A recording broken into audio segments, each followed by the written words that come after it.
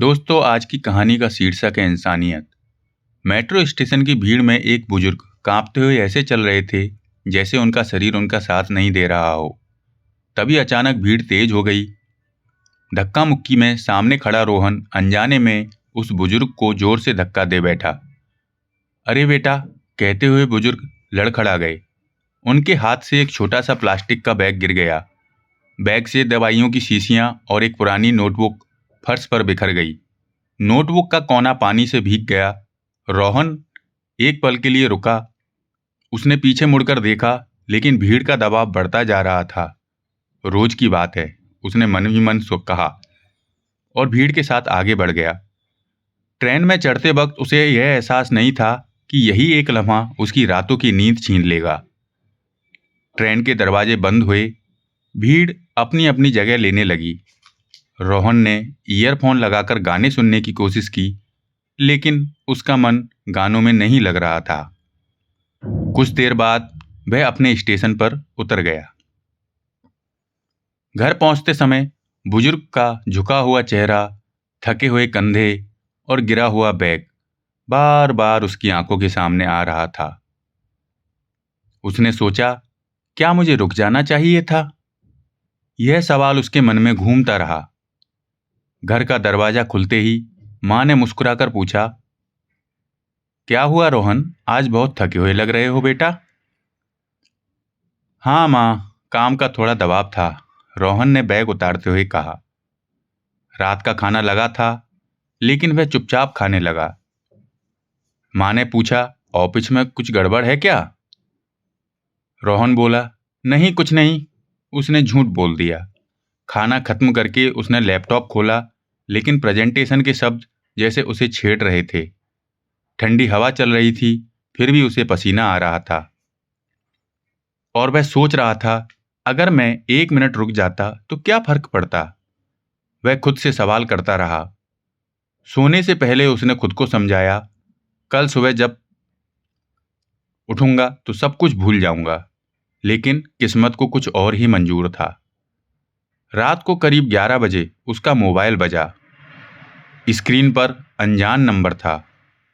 उसने फोन उठाया और उसने कहा, हेलो। दूसरी तरफ से धीमी आवाज आई, क्या आप रोहन बोल रहे हैं? रोहन ने कहा, जी हां, आप कौन? तो उधर से आवाज आई, मैं वही हूं जिनसे आप मेट्रो स्टेशन पर टकराए थे। रोहन का दिल जैसे रुक सा गया। रोहन ने पूछा, आपको मेरा नंबर कैसे मिला? तो उन्होंने बताया, आपका विजिटिंग कार्ड नीचे गिर गया था, जिससे मुझे आपका नंबर मिला। रोहन चुप हो गया और उसने धीरे से कहा, मुझे माफ कर दीजिए अंकल, मैंने ध्यान नहीं दिया। बुजुर्ग ने शांत स्वर में कहा, कोई बात नहीं बेटा, अगर तुम 1 मिनट रुक जाते तो मेरा काम आसान हो जाता। रोहन ने पूछा, वो कैसे? उन्होंने कहा, मेरे बैग में जो दवाई थी वह तुरंत लेनी थी, गिरने से बोतल टूट गई।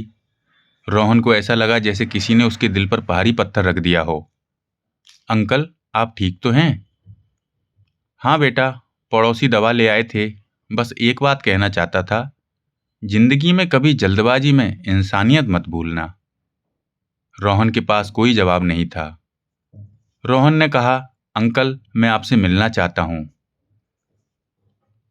अंकल बोले, कल आ जाना बेटा। बुजुर्ग ने पता बताया और फोन रख दिया। पूरी रात रोहन करवटें बदलता रहा। उसे पूरी रात नींद नहीं आई।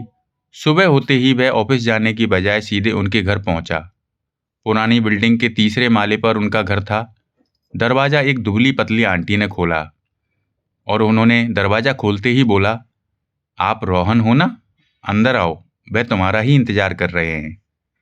रोहन अंदर गया। ड्राइंग रूम में बुजुर्ग सोफे पर बैठे थे। चेहरे पर थकान थी, लेकिन आंखों में अपनापन। उन्होंने कहा, आओ बेटा, बैठो। रोहन ने झुककर माफी मांगी। बुजुर्ग मुस्कुराए और बोले, गलती हर किसी से होती है बेटा, जरूरी यह है कि हम उससे सीखें। उन्होंने एक मोटी डायरी उठाई और कहा, मैं रोज इसमें एक सीख लिखता हूं। उन्होंने कल की तारीख वाला पन्ना खोला। उस पर लिखा था, भीड़ में भी इंसानियत मत भूलो। रोहन की आंखें नम हो गईं। यह आप किसके लिए लिखते हैं? तो उन्होंने बोला, अपने लिए और उन लोगों के लिए जो मेरे बाद भी कुछ अच्छा याद रखें। बातों बातों में 1 घंटा बीत गया। जाते समय रोहन ने पूछा, मैं आपके लिए कुछ ला सकता हूं?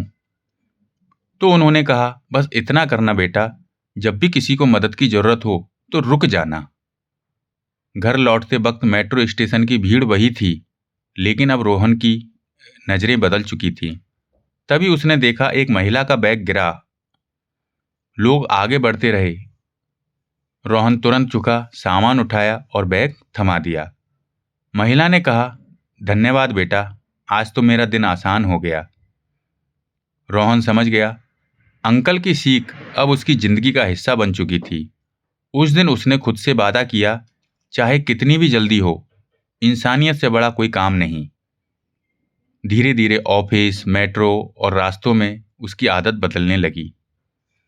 एक दिन छोटी सी मदद किसी का दिन बदल देती है,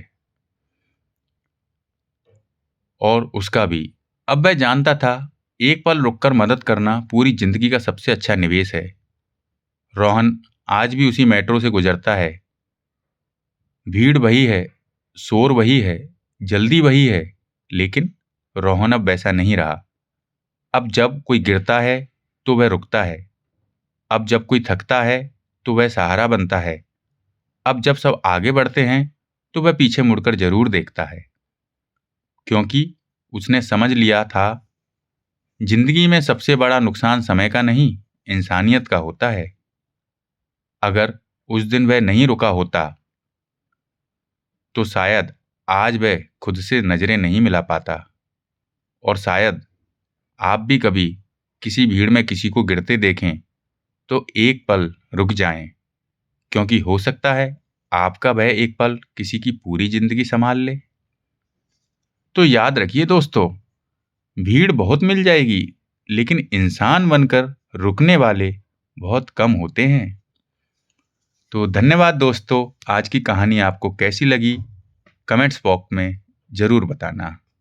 धन्यवाद।